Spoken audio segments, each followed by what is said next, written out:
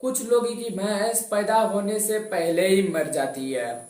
मैं कौन सा भैंस की बात कर रहा हूँ और ये भैंस आपके लिए क्यों जरूरी है, इस कहानी को अब सुनिए और बराबर समझ आएगा आप सब कुछ।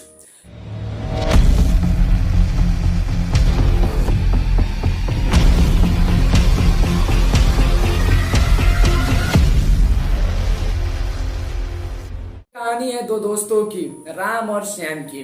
जो दोनों दोस्त होते हैं डिसाइड करते हैं कि हम मिलकर एक बिजनेस शुरू करेंगे।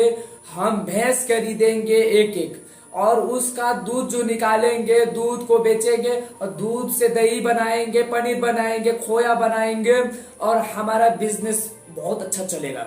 अब दोनों डिसाइड कर लेते हैं अगले सुबह 10 बजे हम चौराहे पे मिलेंगे और सिर्फ भैंस खरीदने जाएंगे।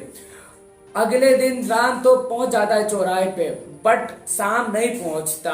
अब राम श्याम का इंतजार करता है, 1 घंटा निकल जाता है, 2 घंटा निकल जाता है। 3 घंटे के बाद राम को लगता है कि श्याम को इंटरेस्ट नहीं है इस बिजनेस में, इसलिए नहीं आया वो। तो राम अकेले जाके भैंस खरीद के लाता है घर। अब राम जो भैंस लाई है उसका बहुत सेवा करता है, दूध निकालता है, दूध से वो मिल्क प्रोडक्ट्स निकालता है, बेचना शुरू करता है, मुनाफा होना शुरू करता है और जो कमाई करता है उसे री इन्वेस्टमेंट करता है वो अपने बिजनेस में। 1 से 2 खरीदता है और देखते ही देखते कुछ ही महीनों में राम के साथ 15 भैंसे हो जाती है। पर राम रुकता नहीं है। राम गांव से शहर चला जाता है और शहर में अपना प्रोडक्ट सब बेचने लगता है। उसके बाद शहर से राज्य के अलग अलग जगह पे अपना फैक्ट्रियां खोलता है और ये मिल्क प्रोडक्ट बेचने लगता है। और ये ऐसे ही चलते चलते वो एक बड़ा बिजनेसमैन बन जाता है। तो एक दिन उसको याद आता है कि अपने गांव जाए, दोस्तों से मिले और मिलकर आए जो जिसके साथ वो बचपन में खेलते थे, पढ़ते थे। अब वो अपनी चमचमाती कार में निकल जाते हैं गांव की तरफ। तो गांव का जो रोड होता है वो कच्चा होता है और वो जाते जाते एक जगह पे उसका गाड़ी का जो टायर होता है वो फंस जाता है। अब टायर तो घूमता था, उसके बाद टायर मिट्टी भी फेंक रहा था। तो उसको जरूरत पड़ा कि एक आदमी मिले जो उसका गाड़ी को धक्का देके बाहर निकाले।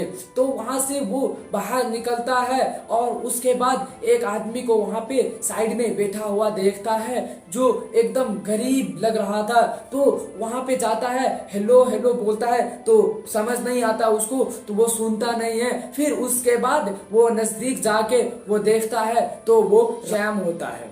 जब राम श्याम के नजदीक आता है तो राम पहचान जाता है श्याम को। तो राम बोलता है ये तो श्याम है, ये तूने अपनी हालत क्या कर रखी है। तो श्याम बोलता है बाबूजी आपको।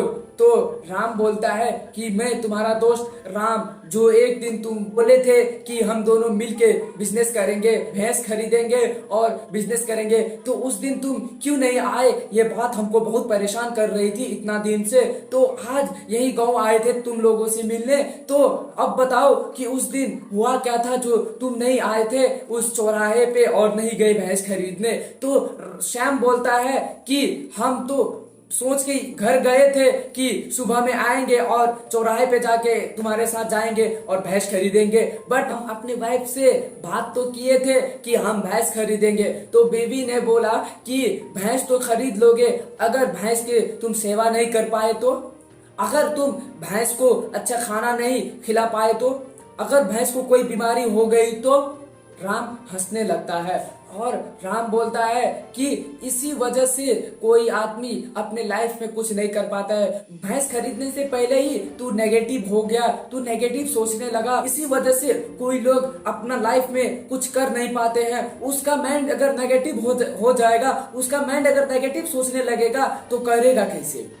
तो हमेशा अपॉर्चुनिटी को पॉजिटिव डायरेक्शन में लेकर चलो, अपॉर्चुनिटी को सही डायरेक्शन में लेके चलो, अपॉर्चुनिटी को आप ग्रैब करने की कोशिश करो।